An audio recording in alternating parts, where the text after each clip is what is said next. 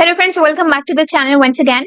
सो आज से हम एक न्यू सीरीज स्टार्ट करने जा रहे हैं और ये आपके लिए one of the most important series होने वाली है। तो इस सीरीज को फटाफट से आप सेव करके रख सकते हो। और ये इम्पोर्टेंट क्यों है, मैं आपको ये एक चीज बताना चाहती हूँ। अगर आप क्लास 12 के स्टूडेंट हो और अगर आप CS2 के सेक्शन के अंदर ये चैप्टर अगर आप पढ़ रहे हो, शायद आपका सेकेंड चैप्टर होगा पेपर 2 के अंदर। ओके, क्लास 12 के CS2 के पेपर 2 के अंदर ये शायद आपका सेकेंड चैप्टर होगा।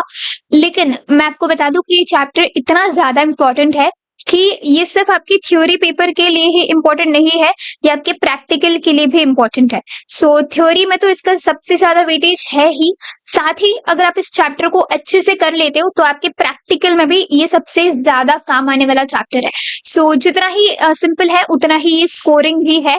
ओके, तो अगर आप कुछ चीजें समझ लोगे, कुछ अगर आप ये एंटायर सीरीज देख लोगे, जितने भी पार्ट्स इसके अंदर अपलोड किए जाएंगे वो सभी पार्ट्स अगर आप देख लोगे, बिल्कुल बेसिक से हम आपको ये चीजें समझाने की कोशिश करेंगे। और अगर आपको चीजें नहीं भी आती, अगर आपने इसके बारे में कुछ भी पहले नहीं पढ़ा है, नहीं सुना है, तब भी आप इस पूरी सीरीज को अच्छे से देख सकते हो और आपको ये बहुत ज्यादा हेल्पफुल होगी। तो मैं आपको साथ ही सीरीज के अंदर इंपॉर्टेंट टॉपिक्स बताऊंगी, सब टॉपिक्स बताऊंगी और इम्पोर्टेंट आपके एग्जाम पॉइंट ऑफ व्यू से कौन कौन से ALPs है, उनके असेंबली लैंग्वेज प्रोग्राम्स जो है उनके बारे में भी हम डिस्कस करने जानने वाले हैं। सो इस सीरीज को सेव कर दीजिए और चैनल पे नए हैं तो सब्सक्राइब कर दीजिए। साथ ही बोर्ड्स के पर्सपेक्टिव से कौन से इंपॉर्टेंट आपके PYQs है उनकी भी हम साइमल्टेनियसली डिस्कशन करेंगे। सो सीरीज को सेव कीजिए और चैनल को सब्सक्राइब कीजिए और वीडियो को लाइक करना ना भूलिए। इसके रिलेटेड अगर आप कोई भी डाउट्स क्वेरीज हो तो आप वो कमेंट सेक्शन के अंदर जरूर से पूछ सकते हो। ऑल्सो मैं आपको एक और इम्पोर्टेंट पॉइंट यहाँ बताना चाहती हूँ, ध्यान से सुनिएगा। सो अगर मैं कह रही हूँ कि ये चैप्टर इंपॉर्टेंट है तो कितना इंपॉर्टेंट है ये जानना भी इंपॉर्टेंट है यहाँ। सो वेटेज वाइज इसकी थोड़ी सी बात कर लेते हैं, बिकॉज अगर आप ये एक पॉइंट समझोगे तो आपको समझ में आएगा कि कितने सीरियसली आपको इस चैप्टर को लेना चाहिए और मैं क्यों कह रही हूँ कि ये इम्पोर्टेंट है। सो अगर हम CS2 की बात करते हैं, फिलहाल आपके जो पेपर 2 है उसके बारे में, ठीक है, जो कि हार्डवेयर का होता है। सो आपका first chapter introduction to micro processor and organisation of 8085 का होता है। सो इससे पहले मैं आपको बता दूं कि आपका जो मार्क्स पेपर होता है वो 50 मार्क्स का होता है। थ्योरी का पेपर जो होता है वो 50 मार्क्स का होता है। ओके, और इसके अंदर कुछ ऑप्शनल क्वेश्चंस भी होता है, जैसे आपको अगर क्वेश्चन है सॉल्व एनी 2 आउट ऑफ 3, सो जो 2 आप सॉल्व करोगे वो मिलाकर सपोज कि अगर वो 10 मार्क्स है तो 3 को सॉल्व करके वो आपके 15 मार्क्स हो रहे होंगे। ठीक है, सो हम इसकी बात करें, ये तो आपका टोटल मिला के 50 बनने वाला है, लेकिन विथ ऑप्शंस जो आपके क्वेश्चंस होते हैं अगर आप उनके टोटल करोगे तो ये आपका कुछ बनता है 94 मार्क्स का। ओके, सो विथ ऑप्शंस के अगर आप सारे क्वेश्चंस कंसिडर करते हो और मार्क्स उसके अगर टोटल करते हो तो आपको 94 मार्क्स मिल जाता है।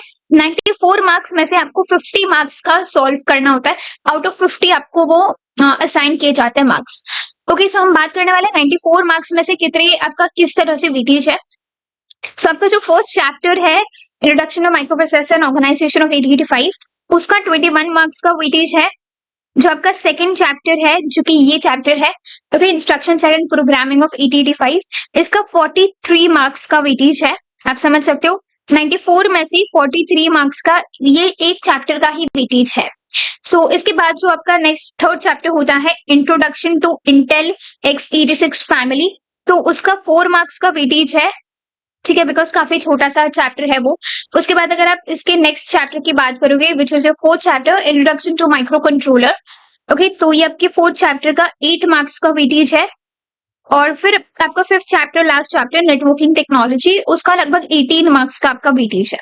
सो मैंने आपको बता दिया, अगर आप इसको सम अप करोगे तो ये टोटल मिला के आप समझ सकते हो कि 94 मार्क्स के आसपास कुछ बन जाता है। सो यहाँ से आप समझ सकते हो जो भी आपका 94 मार्क्स है, ठीक है, ये हमने विद ऑप्शंस के मार्क्स कंसिडर किए, तो 94 मार्क्स में से आपके इंपॉर्टेंट यहाँ पर ये चैप्टर इसलिए हो जाता है बिकॉज आप कह सकते हो कि लगभग 50% के आसपास ये आपका सेकेंड चैप्टर एक ही ऐसा चैप्टर है जो कि इतना ज्यादा वेटेज कैरी करता है।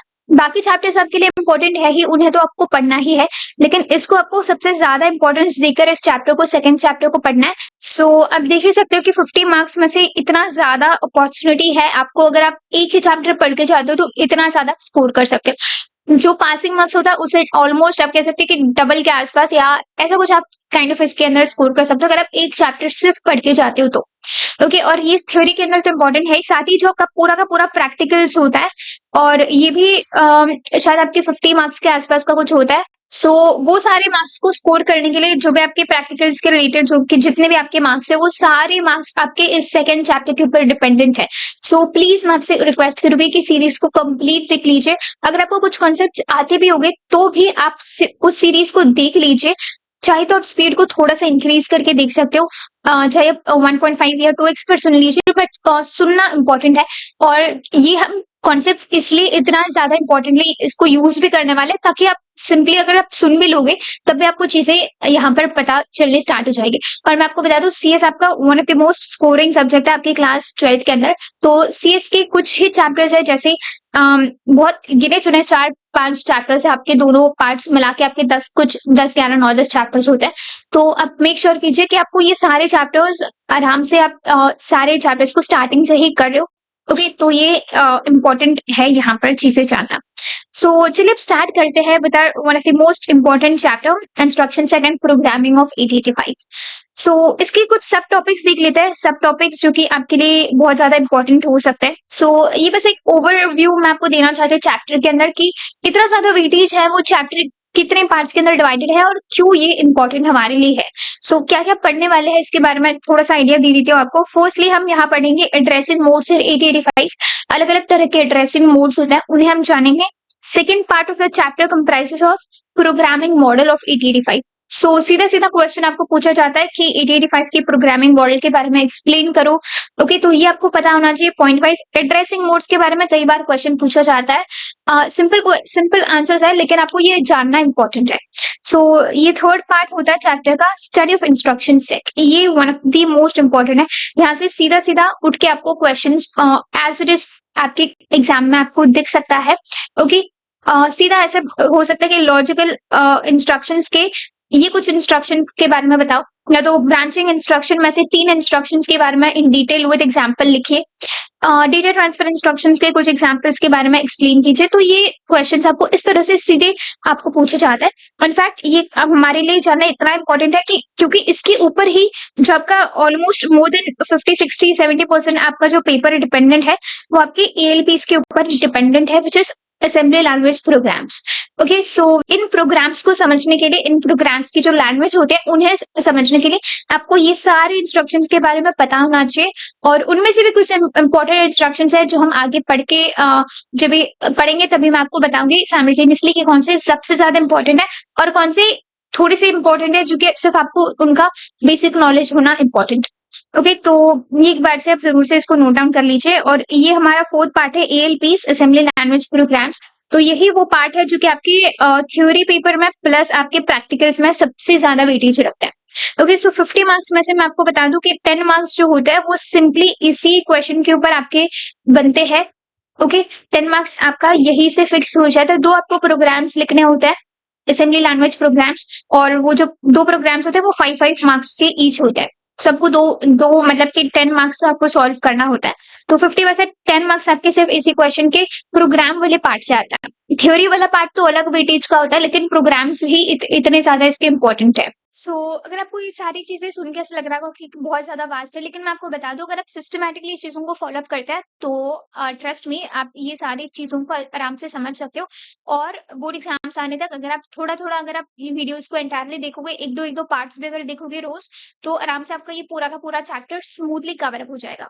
सो स्टार्ट करते हैं। यहाँ देखते हैं कि कितने कितने पार्ट्स के अंदर हम ये सारे चैप्टर को डिवाइड करेंगे ताकि आपको एक थोड़ा सा आइडिया मिल जाए कि हम कैसे इसको कवर अप करने वाले हैं।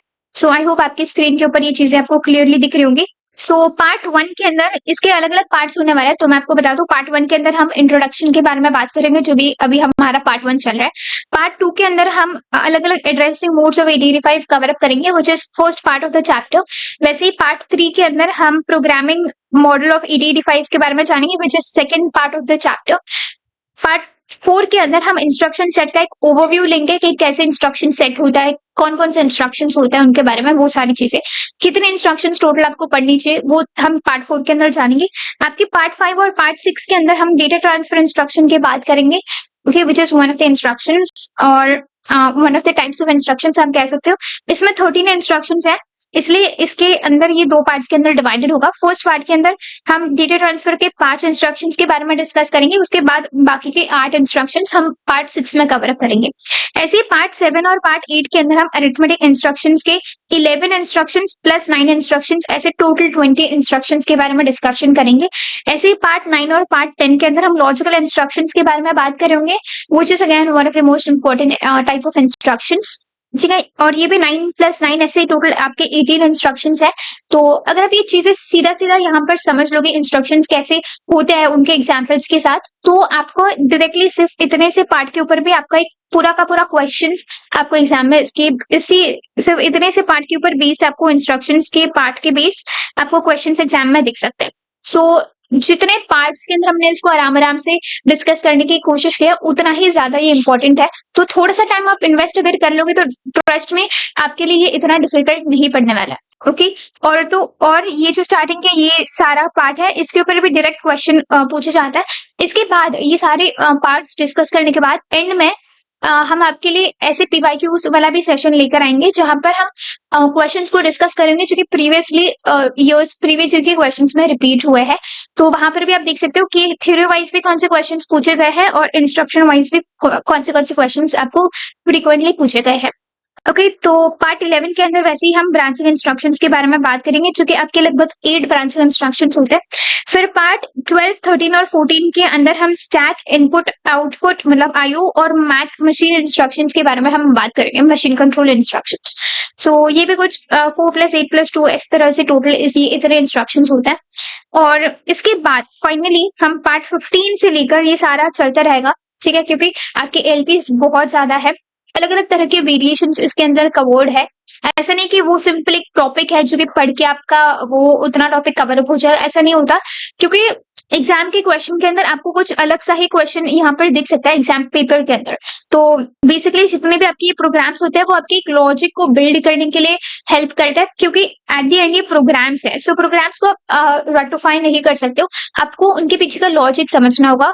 और जितने ज्यादा प्रोग्राम्स को आप गो थ्रू करोगे उतना ज्यादा आपका लॉजिक बिल्ड होगा। फिर अगर आपके क्वेश्चन में, अगर आपके पेपर के अंदर बेसिकली बोर्ड्स में कुछ अलग सा ही अगर क्वेश्चन आ भी जाता है, तभी आप उसको आराम से उसके साथ आप टैकल कर पाओगे। ये सारे इंस्ट्रक्शंस को यूज करके ही ये प्रोग्राम्स हमें सॉल्व करने होते हैं। सो आई होप कि आपको एक ओवरव्यू मिल गया होगा, एक इंट्रोडक्शन आपको समझ में आ गया होगा कि चैप्टर के अंदर हम क्या क्या पढ़ने वाले हैं। अपकमिंग नेक्स्ट वीडियो के अंदर यानी कि पार्ट 2 से हम स्टार्ट करने वाले हैं one of the most important introduction of this chapter, ठीक है, जिसका फर्स्ट पार्ट होगा बेसिकली इस चैप्टर का, जो कि है एड्रेसिंग मोड्स ऑफ 8085। और एड्रेसिंग मोड्स आना आपके लिए इतना इंपॉर्टेंट है क्योंकि ये सारे जितने भी इंस्ट्रक्शंस है उनकी लिंक कहीं ना कहीं फाइनली एड्रेसिंग मोड से हो जाती है, तो इसलिए आपको एड्रेसिंग मोड जानना इंपॉर्टेंट है। सो पार्ट 2 देखना ना भूलिए। मिलते हैं नेक्स्ट पार्ट में। अगर आपके कोई भी डाउट्स, क्वेश्चंस, क्वेरीज हो तो आप कमेंट सेक्शन के अंदर पूछ सकते हो। Thank you.